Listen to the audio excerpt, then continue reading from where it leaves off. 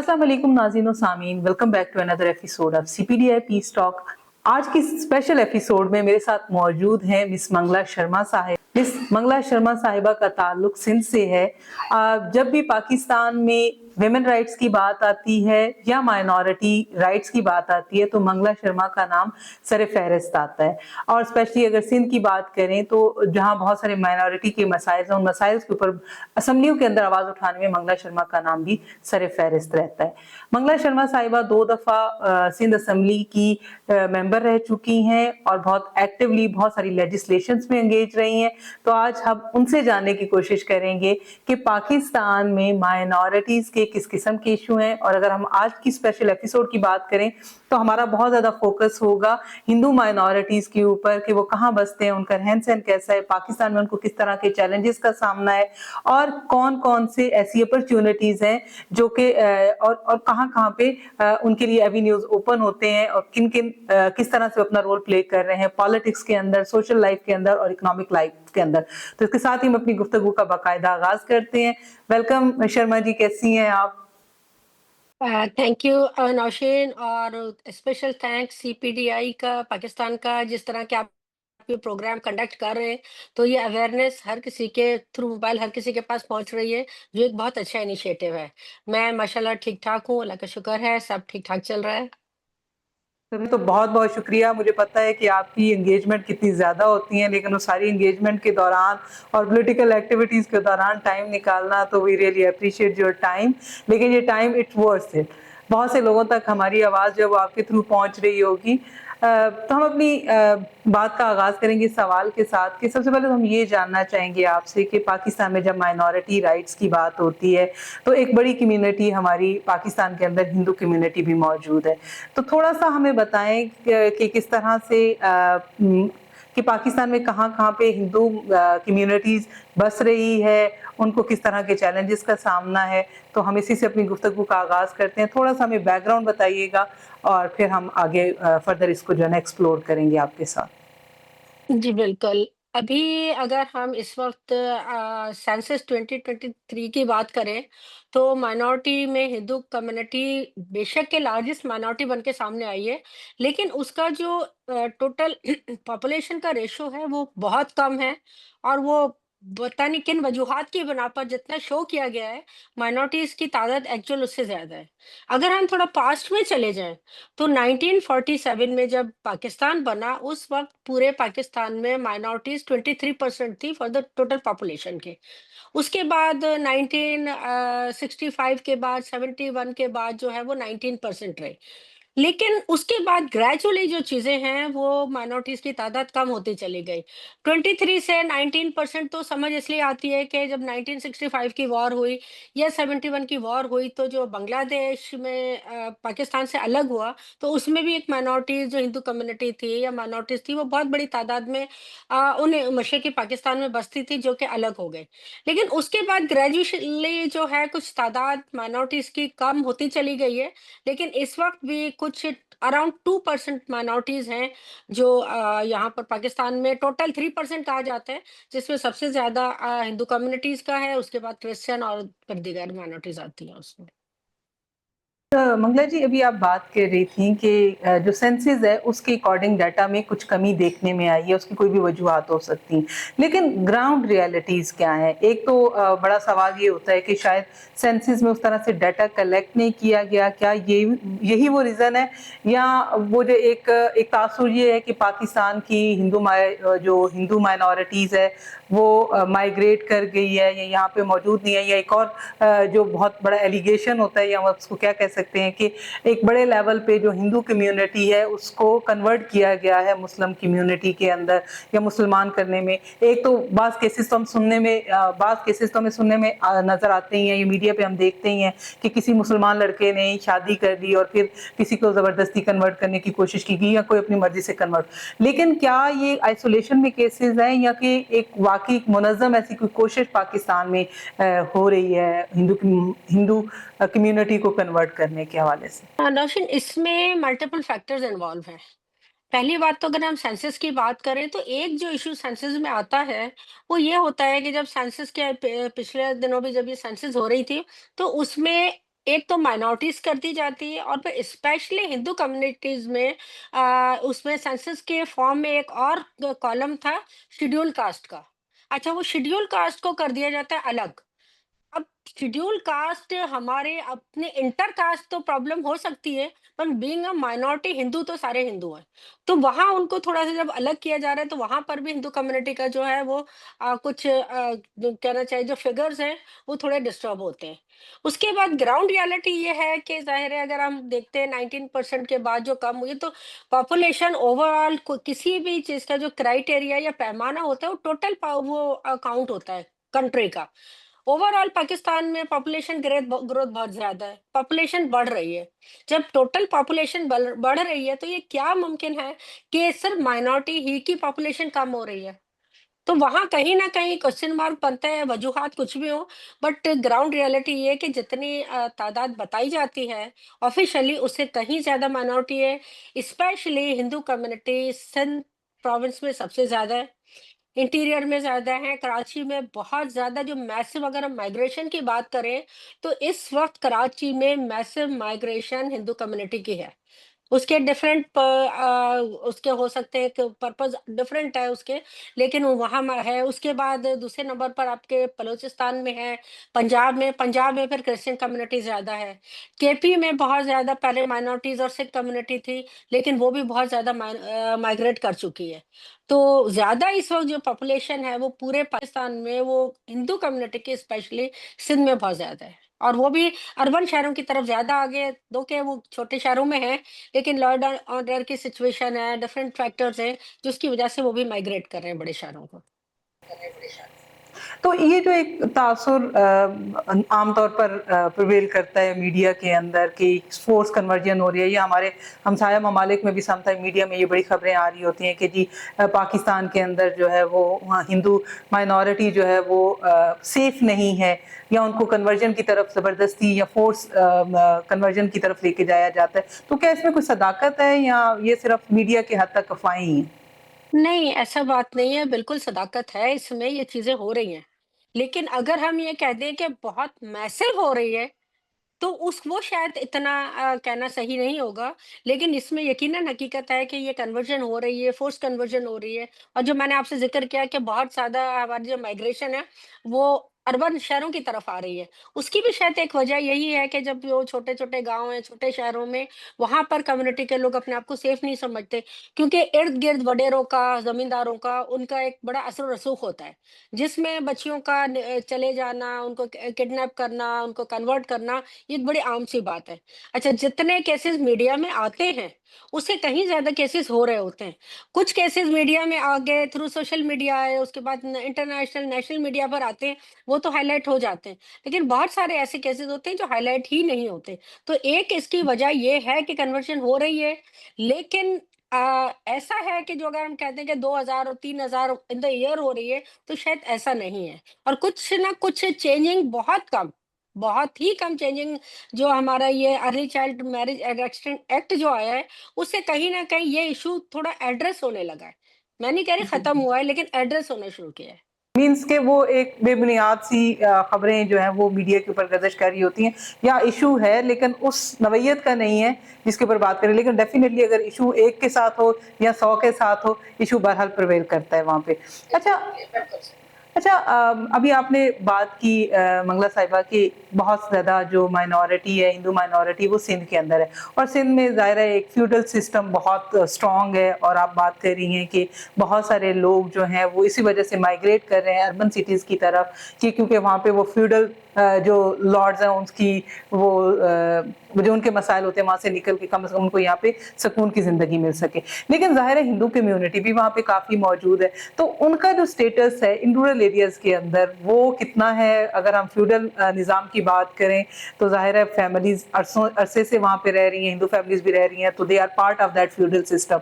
तो कितना उनका असर रसूख है फ्यूडल सिस्टम के अंदर, और कितनी फैमिलीज़ का मतलब किस तरह का स्टेटस है? और अगर किसी ऐसे इलाके में जहाँ पे हिंदू मेजॉरिटी है और वहाँ पे फ्यूडल सिस्टम है और वो be owned by the same community, तो वहाँ पे आप उसको किस तरह से देखती हैं कि क्या वहाँ पे कोई हालात बेहतर होते हैं, या वहाँ पे भी मसाइल वैसे ही हैं? ऐसा है कि इस वक़्त हिंदू कम्युनिटी में अगर आप देखें तो एक तो है बड़ी एलीट क्लास, 2 क्लासेस हैं इस वक़्त।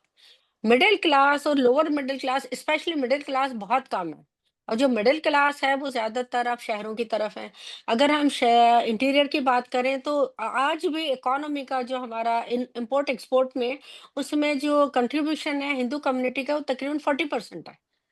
जो हिंदू कम्युनिटी के ज्यादातर इंटीरियर के में जो लोग हैं, उनके राइस मिल्स हैं, राइस का इंपोर्ट एक्सपोर्ट का वो बिजनेस है, कॉटन का बिजनेस है, तो उनका कंट्रीब्यूशन बहुत ज्यादा है। दूसरी तरफ वो कम्युनिटी है जो बिल्कुल ही वनरेबल है, जो जमीनों पे काम करते हैं, मज़ारों में बन के रहते हैं, खेतों में काम करते हैं, ईंट भट्टों पर काम करते हैं, तो उनके एक इश्यूज बिल्कुल ही अलग है। अच्छा, फ्यूडल सिस्टम के तहत जो हमारा एलीट क्लास की कम्युनिटी, उनका काम बिजनेस की हद तक तो है, लेकिन वो जिस तरह से एक रोब करना ये सारा वो कम्युनिटी में है नहीं। वो भी कहीं न कहीं आपके इर्द-गिर्द के जो हमारे वडेरे हैं, ज़मींदार हैं, उन्हीं के ज़ेरे असर रहकर काम कर रहे होते हैं। क्योंकि आपको उनको ये होता है कि जी आपने इज़्ज़त से अपना काम कर लेना है। लेकिन अब जिस तरह गुज़रते दिनों के साथ-साथ जो सिंध में लॉ एंड ऑर्डर की सिचुएशन ख़राब हो रही है, उसकी वजह से वो क्लास भी जो है वो बहुत ज़्यादा इस वक़्त डिस्टर्ब हो गई है, और बहुत सारे लोगों ने अपने बिज़नेसेस जो हैं इंटीरियर से कराची, और कराची से देन आगे जाके उन्होंने दुबई में और जगह भी शिफ्ट कर दिए हैं।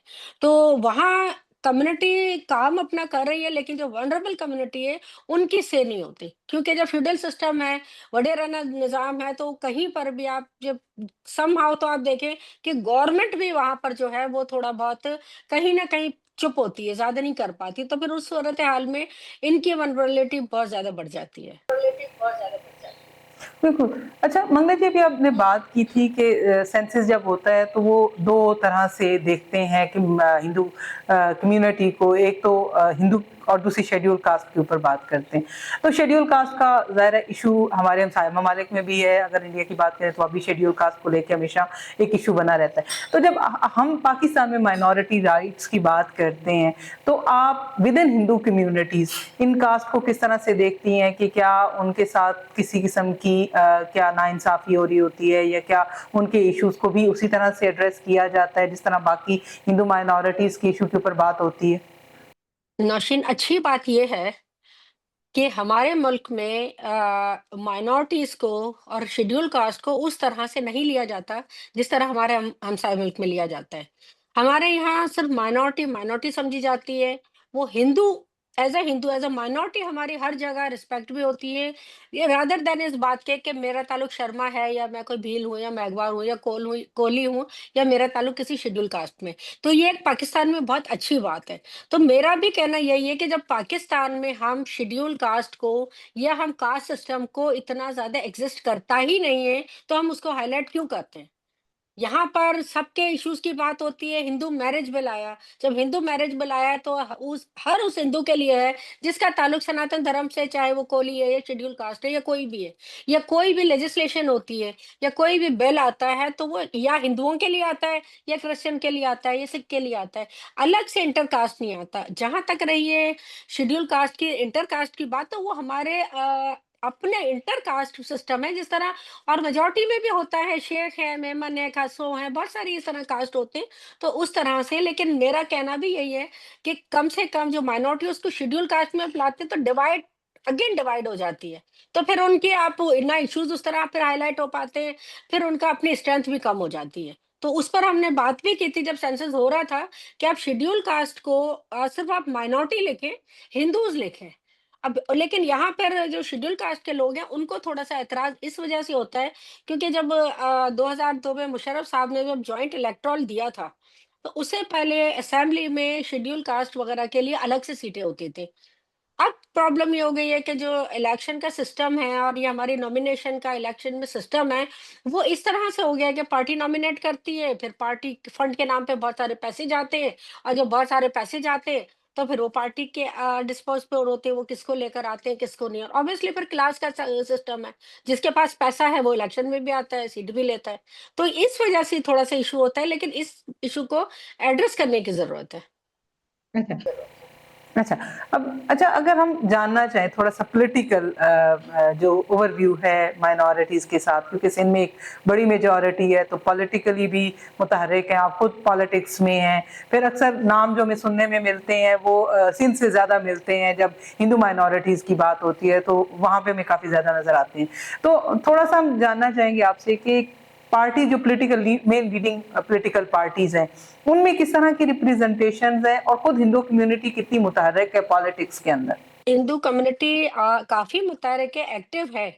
लेकिन ये जो सिस्टम है, मैं समझती हूँ, मुझे इस सिस्टम से बिल्कुल ऐतराज़ है। क्योंकि जब पॉलिटिकल पार्टीज़ अपने कैंडिडेट्स को नॉमिनेट करते हैं, स्पेशली माइनॉरिटीज़ के जब कैंडिडेट्स को नॉमिनेट करती है, तो फिर उनकी जो परफॉर्मेंस है कैंडिडेट की, वो भी थोड़ी-सी कम हो जाती है। क्योंकि उनकी प्रायोरिटी ये होती है कि आपने अपनी पार्टी को खुश रखना है, पार्टी पॉलिसी के अगेंस्ट नहीं जाना क्योंकि उन्होंने आपको नॉमिनेट किया है। अच्छा, उनको और यहाँ तक बदकिस्मती ये है कि इस वक़्त भी अगर आप देखें तो जितनी पॉलिटिकल पार्टी के इस वक़्त कैंडिडेट्स हैं या जो उसमें थोड़ा-सा कहीं न कहीं इनमें जो है ना वो रिफ़ॉर्म्स की ज़रूरत है। क्योंकि पॉलिटिकल पार्टी बेशक वो उनको जब करती है तो उनको के पास उनको चूज़ करने का या उन कैंडिडेट्स को नॉमिनेट करने के लिए कोई क्राइटेरिया नहीं है। कि क्या वो आइदर वो अपनी पब्लिक में उसने कुछ काम किया है, उसकी कोई इतनी उसका वर्क है, उसकी वो है, उसको कम्युनिटी कितना जानती है, कितना पहचानती है। अभी बहुत सारे ऐसे लोग होते हैं जब इलेक्शन से 2 दिन पहले तक कोई इसको जान भी नहीं रहा होता और जब लिस्ट आती है इलेक्शन कमीशन में तो उनका नाम प्रायोरिटी नंबर 1 पर होता है। तो उसके बाद फिर ज़ाहिर है वो थोड़ी-सी जो लोग हैं कम्युनिटी है, उनको भी ये होता है और फिर उनका भी कहना ये होता है कि जी वोट हमने जो है आपने हमें वोट थोड़ी दिया, हमें तो पार्टी ने दिया है। तो आप देखें कि उस तरह से लेजिस्लेशन भी हो या माइनॉरिटी की उनकी रिप्रेजेंटेशन हो असेंबली में बात करने की हद तक कर लेते हैं, लेकिन उनकी उस तरह से नहीं हो पाती जितनी एक आम उसकी होनी चाहिए। जितनी आप इलेक्ट होके आते हैं और फिर आप वोट लेके आते हैं तो उस तरह से। लेकिन ये तो ओवरऑल ज़ाहिर है हमारे एक्ट्स के अंदर ये फ्लॉज़ हैं या वहाँ पे रिप्रेजेंटेशन की बात है। अक्सर वुमेन राइट्स की जब बात होती है, वुमेन पॉलिटिकल पार्टिसिपेशन की बात आती है, तो उस वक़्त वहाँ पे भी ये बात आती है कि क्या कोई सेट क्राइटेरिया है, क्या किस तरह से ख़वातीन रिज़र्व सीट्स के ऊपर आती हैं। तो इसी तरह से माइनॉरिटीज़ के अंदर भी चीज़ें चल रही होती हैं। अच्छा एक और चीज़ जिसे हम मीडिया में बहुत देखते हैं या फिर अगेन वही वाली बात कि जब हमारे ग़ायब ममालिक में इसके ऊपर बहुत बात होती है और अगर हम पंजाब में देखें तो यहाँ पे बहुत सारे वायलेंस के केसेस निकल के आते हैं जब अहमदी कम्युनिटी के बारे में बात होती है या फिर क्रिश्चियन कम्युनिटी के बारे में बात होती है तो बहुत काफ़ी वायलेंस देखने में मिलता है। पिछले कुछ अरसे में बहुत सारे पंजाब में ऐसे केसेस हुए भी जहाँ पे माइनॉरिटीज़ को तशद्दुद का निशाना बनाया गया।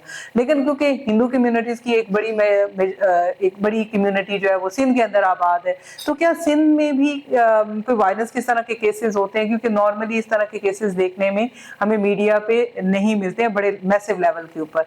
तो हम आपसे जानना चाहेंगे कि क्या सिचुएशन है वहाँ पे? नहीं, नॉर्मली वैसे भी सिंध को सूफियों की ज़मीन कहा जाता है, सूफीज़्म का यहाँ बहुत ज़्यादा गलबा भी है और रहा भी है, तो नॉर्मली इस तरह की चीज़ें नहीं होती हैं।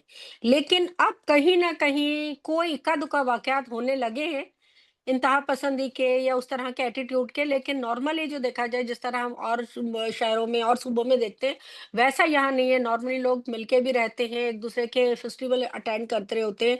लेकिन कहीं न कहीं ये जो चीज़ें शिद्दत पसंदी है, वो कहीं न कहीं उन रवैयों में पैदा हो गई आना और ये हम देखते हैं कि आने वाले दिनों में इस पर गवर्नमेंट को काम करना चाहिए। ऐसा ना हो कि फिर बाद में जब वो चीज़ जड़ पकड़ ले और फिर उसको निकालना मुश्किल हो। लेकिन ये कहीं न कहीं अब शुरू हुई है, लेकिन ऐसे इतनी नहीं है जैसे कि और सूबों में होती है ये।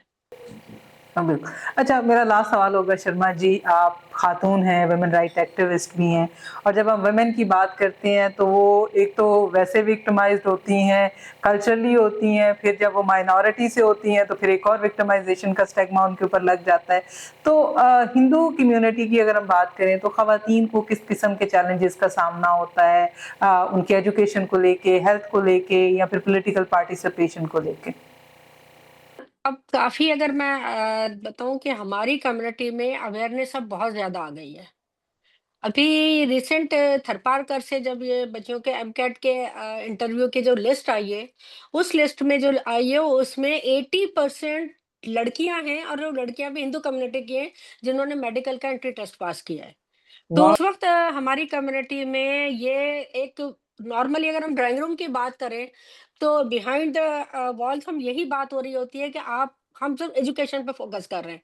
तो हमारे बेटियां बच्चियां हो या बच्चे हों, वो सारे ही लोग जो है इस वक्त एजुकेशन ले कर रहे हैं, अच्छा पढ़ रहे हैं, तो उनको उसमें चैलेंजेस नहीं है। अच्छा, मेरिट पर भी वो आ रहे हैं, कोटा भी है, यहाँ तक ये सारी चीजें वो बेहतर तौर पे, इसमें कोई हमें शिकायत नहीं है। जहाँ मेजोरिटी के लोगों को नहीं मिल रही होती हैं चीजें, वो माइनॉरिटी के लोगों को नहीं मिलती। लेकिन मैं समझती हूँ हमने दो तरह से फायदा है।